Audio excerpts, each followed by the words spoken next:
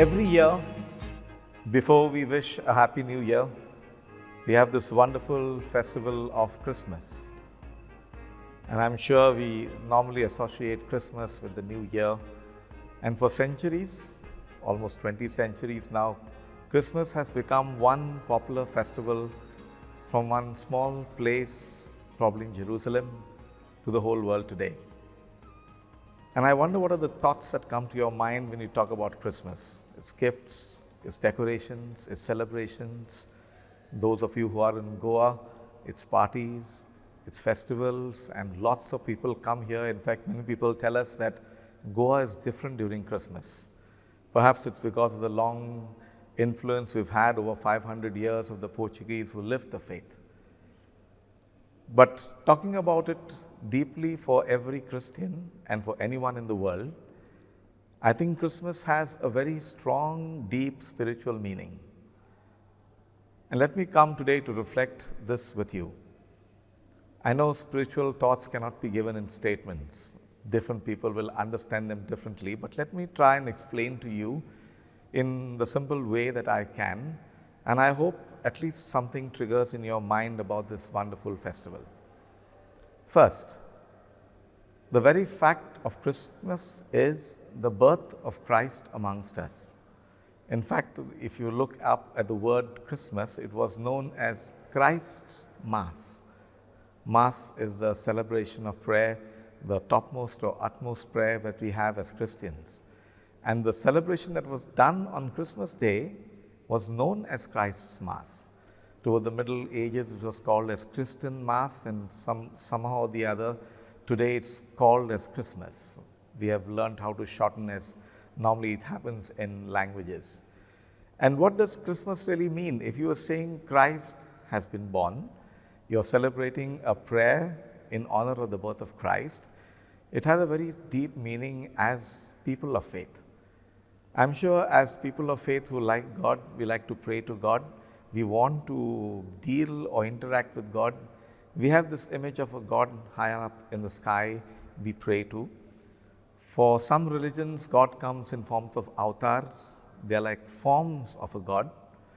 For some people, God comes in terms of a prophet who is the voice of God, who sees or he feels that, God has inspired him. And so God is coming and talking to you the message that is sent from heaven. But Christmas for us has a different meaning. It's like God is born amongst us.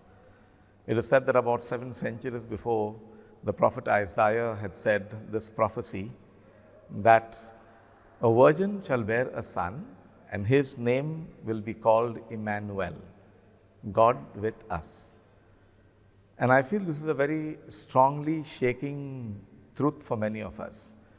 It is like saying God is not coming and speaking to you from heaven. God is here with you. It is not saying that now God is going to tell you what to do. God is now living your life. He is trying to live like how you and I have lived. And for many of us, this truth sometimes, if you reflect on it, is even more shocking. It is now God has not remained all-powerful, almighty up in heaven. I'm sure you and I know as human beings how weak we are, how many mistakes we do, how many times we struggle with the simple things of life. And now here, God is not telling you what to do. He has become like you and me. And now He's going to do the same things in His life. And if God can do it in His life, why not you and me? And so now the whole task upon us in this season or in this time of Christmas is to reflect and see if God can be like one of us, then probably we ourselves can be much more higher than the lowly beings that we sometimes imagine ourselves to be. And so the basic truth, my dear friends, is that God now doesn't speak from heaven. The intervention of God done in human history is to be born like you and me in a human flesh. And these has a lot of side effects, as we may say in our human terms. First, God doesn't come like an angel. He is born. And in your and my experience, where do people find themselves being born? in a family. And so exactly what happens is here, we celebrate the family. Perhaps we don't realize why we come together. We might say, oh no, we come and celebrate a feast and a meal because in a family we get together. But the real truth is, God was born in a family. And so when we get together during Christmas as a family, that means we are giving utmost importance to what God has given the family. So our immediate family is the most important, and that is where in our interaction we find God's presence. Next, when we come together as family, there is always joy and happiness, but there is grace. And grace is something that we cannot fight for. It's not that, I go and say, I have paid you 200 rupees, so I want something in return for those 200 rupees. That is barter system buying. The very first words of the angel from God who came to Mary was, Hail Mary, full of grace. It means that God had already kept her in that grace, and God was still giving her the freedom. And when there is grace, there is no choice. The choice is still there. It is given to you without any condition. I'm sure Mary did not choose, God decided. I did not choose what to do, but God is the one who inspired. Very often we do certain things because we choose, but at times we realize things are not very clear in our hands, and yet we take the risk. And I feel these times when we take such risks are what is inspired by God.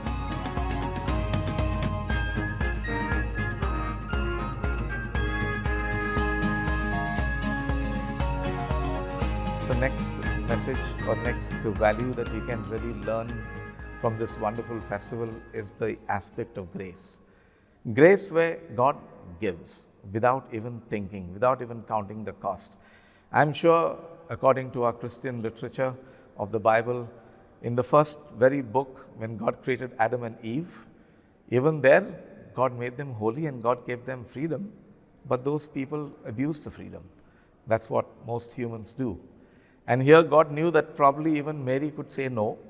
Probably the persons involved around the birth of Christ would also refuse. And God took the risk. God formed them the same way He had formed first humanity, gave them the grace to be holy, and yet He again gave them the choice. And that's why the angel comes to Mary before the whole season of Christmas to say, you will be with child. And Mary's last words in that wonderful intervention of the Annunciation, behold, I am the handmaid of the Lord. And so, my dear friends, this aspect of grace, according to me, is what brings today the wonderful feeling around Christmas of giving gifts. I'm sure when you give a gift to somebody, you are going to the trouble of finding out what that person really needs. I just don't buy something that is cheap and I give it to a person. Then the whole value of the gift becomes, how much did I spend for this gift I gave you? Or that person did not give me very much, so why should I give him an expensive gift?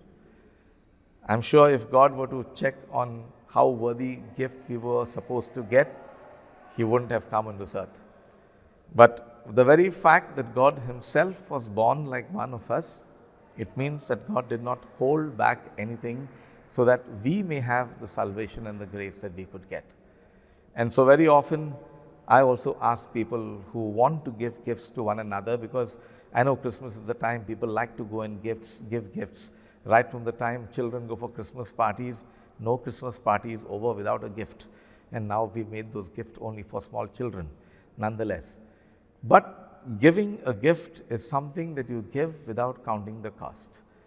Giving something that the person requires, not something that you don't want anymore and you just want to get rid of the things that perhaps you don't know what to do with.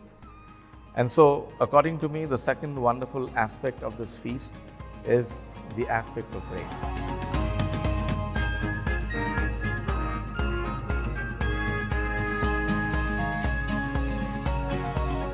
The third wonderful value, spiritual value we can draw out from this, the aspect of how God is born amongst us, is if you look at the people involved in the whole scene of Christmas. We have Mary, we have Joseph, we have Elizabeth, Zechariah, we have the angels, the shepherds. Each and every one are ordinary human beings. They aren't people born with royal blood. They aren't people who are in high families. In fact, they are so ordinary that when Joseph and Mary had to go to Bethlehem because of the court's order or the king's order to register, they didn't even have a place to stay. And the story goes that because they didn't get any place to stay and Mary was on the verge of giving birth to a child, they took the most humblest of dwellings, a stable. And it was there where Christ was born, where the Son of God was born. And so the next wonderful lesson for us, all of us who reflect on this aspect of Christmas, you don't require a royalty, you don't require a lot of things, you don't require people who have achieved high goals or aspirations in life. It is God intervening in the lives of ordinary people. And this ordinariness, if you look at the challenges they faced, I'm sure many of us still face those challenges in our life. The question is, do we still take the risk and take the step ahead, thinking that, what I'm doing is not my achievement. It is what God inspires us to take the steps in life with the situations I am in. And so, the step forward, what is the relevance today? I'm sure if you reflect and look at the surroundings today, it's very much the same in human history. We have kings and political powers who are very strong, who come out with rules and regulations because perhaps they feel this is how they need to govern, this is how they need to rule a particular area in their power that they have. But at the end of the day, even the power, the situations it creates, leaves us with the choice to say, are we going to bow down to an earthly power? Or are we going to listen to the voice of honesty and truth that is coming down from heaven, that we know in our hearts that this is the right move that we need to make? And so, the first reflection I would like to leave you today, trials, tribulations we have. The governments have their own power. In fact, at the time of Jesus, the Jews and the Israelites thought God would send a savior who would overthrow the Romans. What happened? He didn't even say one word to the Romans. Perhaps the Jews themselves used the Romans to kill Jesus. And we know in human history what happens, that not even 3 centuries down the line, the Roman Empire was totally collapsed. Christianity still stands even today. So, governments and powers will come and go.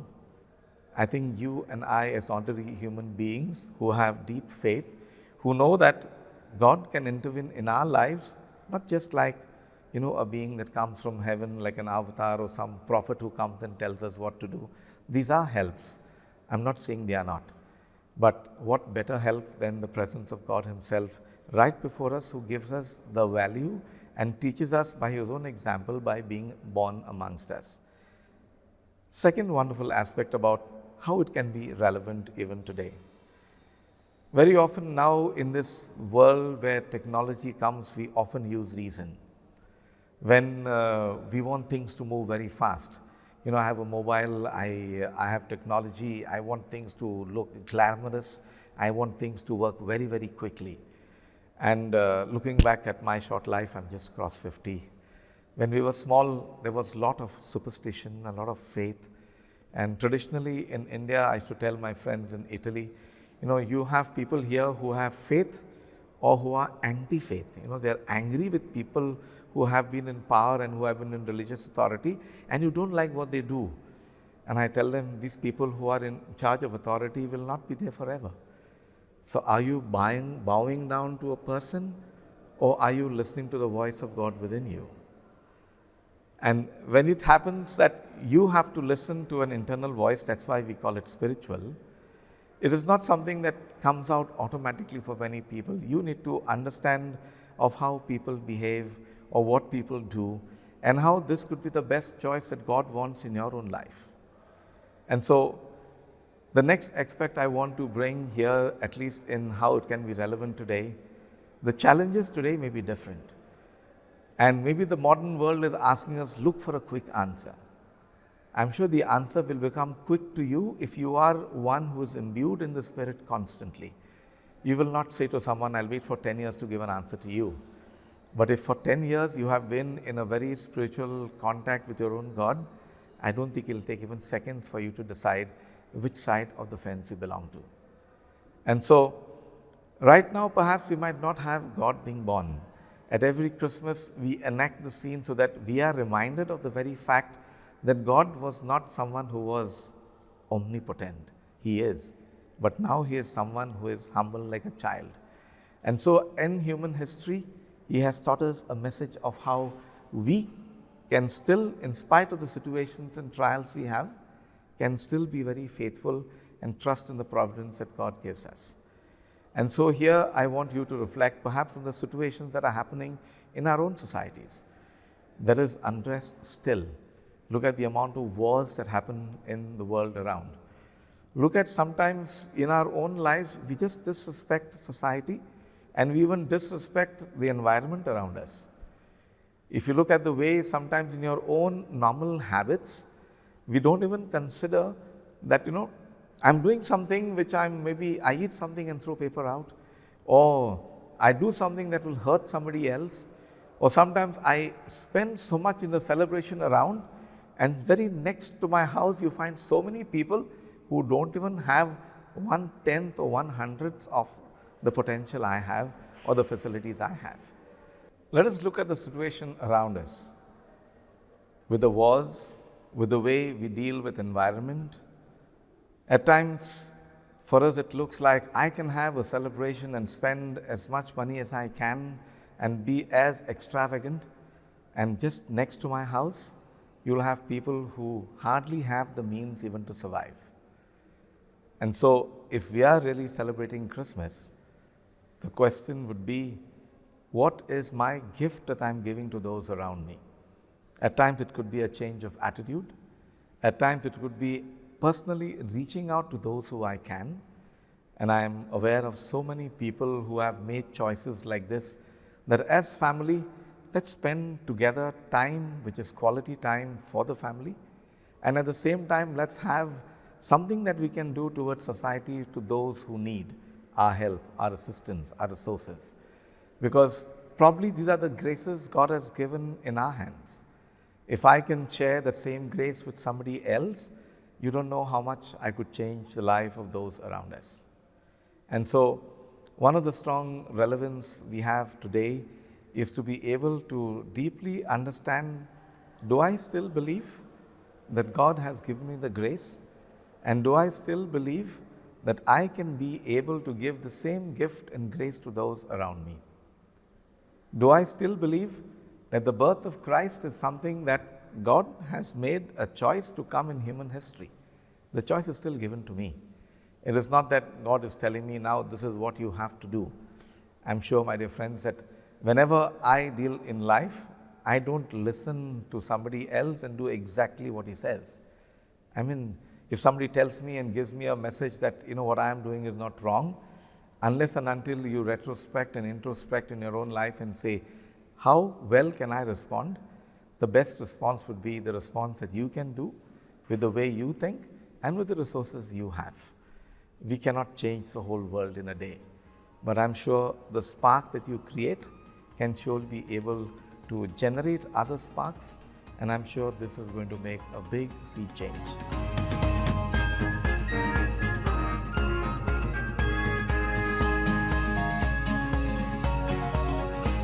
Very often I had this question that many people, when I interact, they ask, isn't Christ only for the Christians?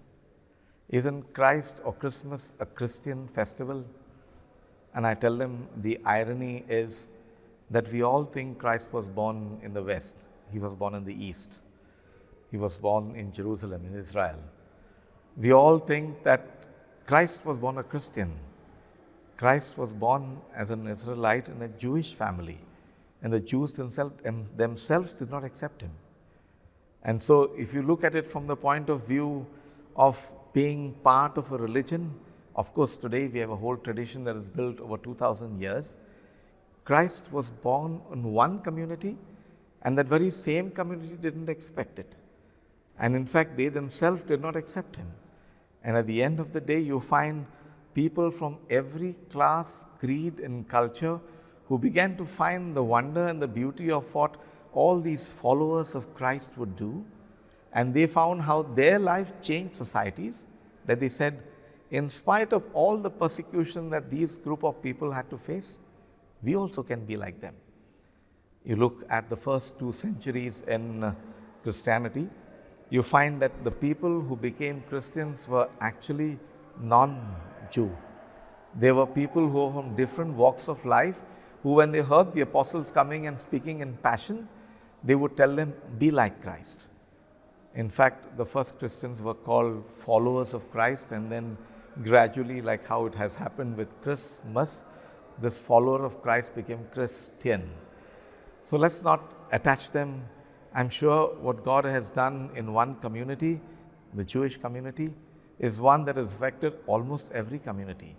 And the moment we try to limit God to one community, I think we are trying to dictate terms to God and say, oh, this is your place. The other areas are not for you. I'm sure I can learn from any human individual. Right now, God has given me an even beautiful example by becoming a human individual. And if that is going to change the way I'm going to live, and if that is going to change the way society is going to live, and I'm sure at the end of the day, if that is what is going to change the peace, the serenity we have, and together development we can make, I'm sure the steps I take will not be one that puts one community down, but rather that builds all communities together.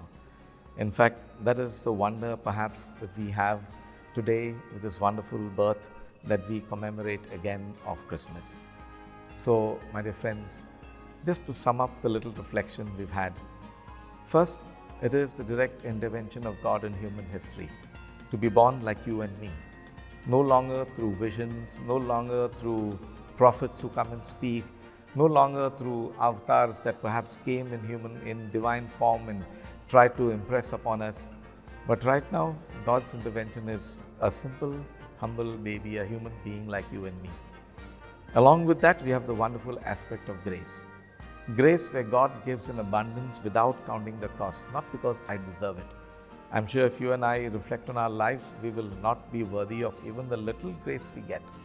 But at the end of the day, if God has given us the graces we have in our own hands and our own capacities, I think we have a bigger responsibility to dispense of it and to be able to make that much change to those around us. And today, I'm sure it calls us to look together in union, in communion, that what we do will at least build our lives, our families, and our societies. If there is something that divides us, that's surely not Christ-like. It's something that builds us close like a family and makes us realize the wonder in God that has for us in spite of our limitations. Then I think that's a wonderful intervention God can make in our lives. As just like He did the first time 2008 years ago, that we can celebrate Christmas even now with beauty, with love, and with the grace that God gives us even today. Thank you.